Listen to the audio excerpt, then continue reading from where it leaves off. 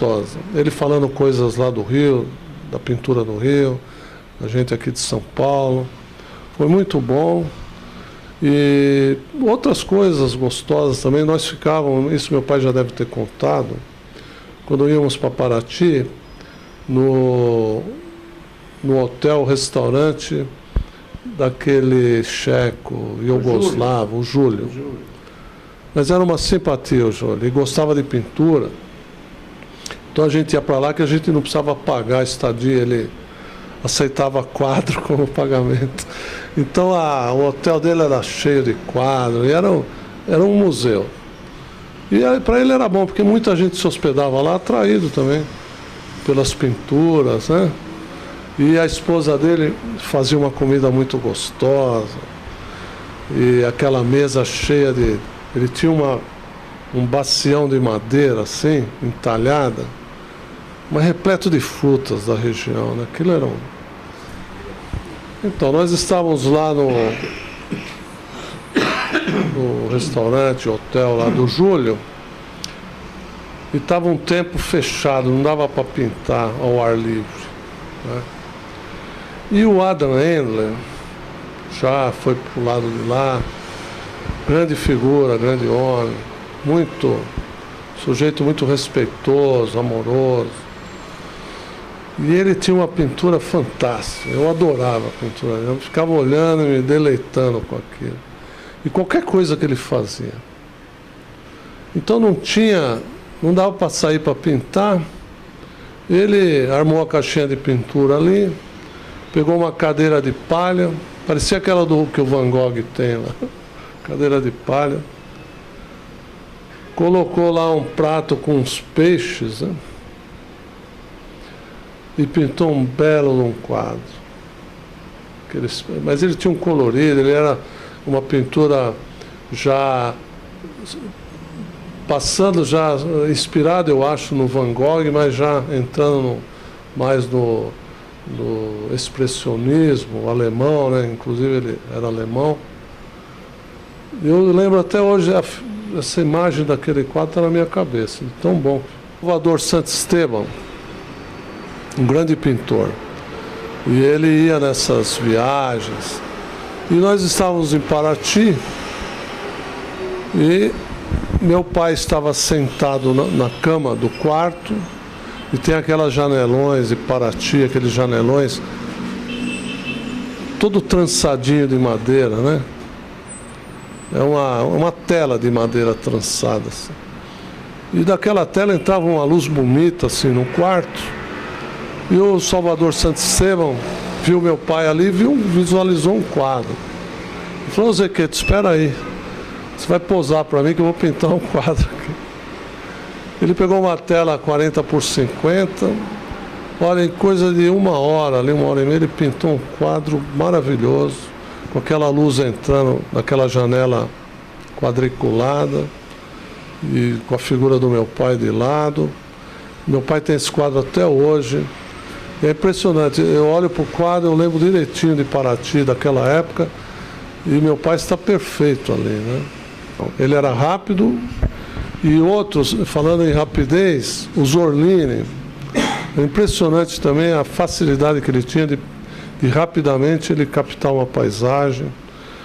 E eu tenho aqui em casa um quadrinho 20 por 30 que ele pintou.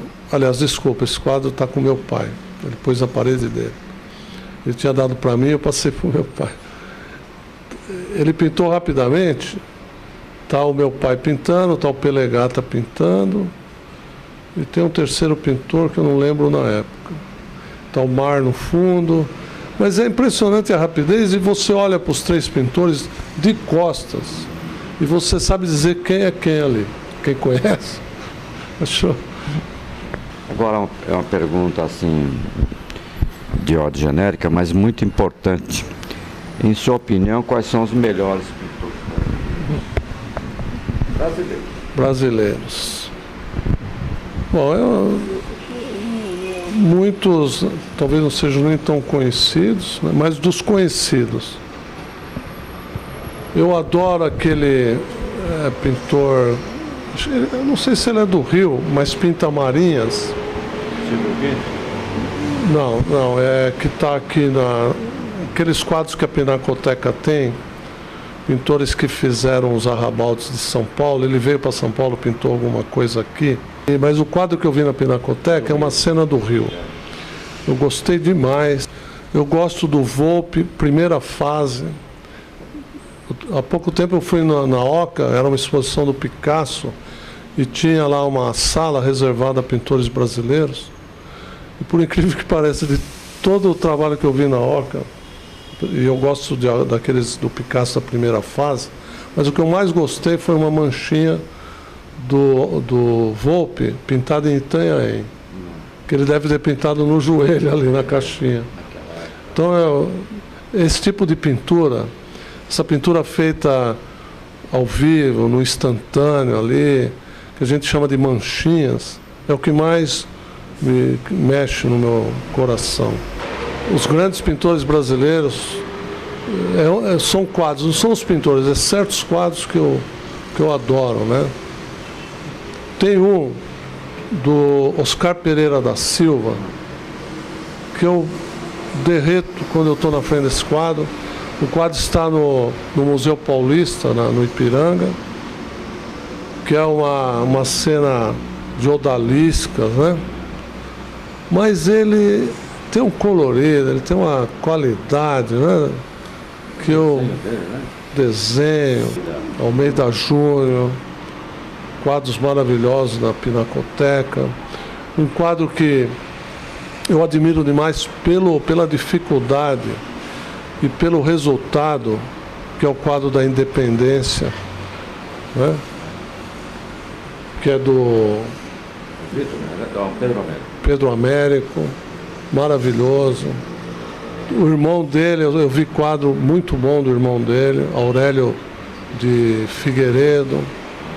O Brasil tem grandes, magníficos pintores, né?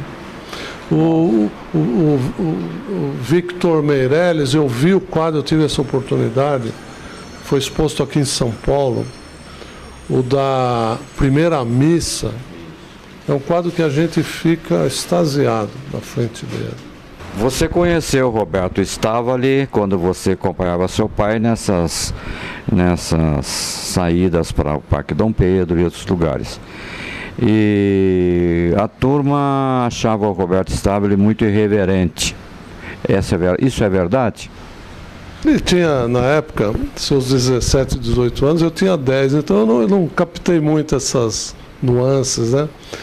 Mas dá para imaginar isso aí, porque ele era muito brincalhão, gozador, irreverente e muito alegre. Ele dava um tom de alegria naquelas excursões, né? Ele era muito querido, isso eu tenho certeza, muito querido. E é um pintor dos bons. Ele era muito, já na época, muito já voltado para a modernidade. Então, o Roberto Stavoli, eu considero um grande amigo. Ele é um poeta de primeira linha. E a gente vai conhecendo as pessoas um através do outro. Eu tenho até uma historiazinha que eu acho pitoresca, interessante. Como o mundo é pequeno. Quando eu era garoto, eu tive um professor de português que eu gostava muito, chamado Zé Júnior. E depois perdemos o contato, né? Uns 40 anos depois, eu reencontro com ele, olho para ele já uma idade mais avançada. Eu conheço da onde, né? Ele olhou para mim como quem conhecesse também, mas na hora veio o nome certinho na minha cabeça. Professor Zé. É isso mesmo. Nos abraçamos e contamos histórias, né, daquela época.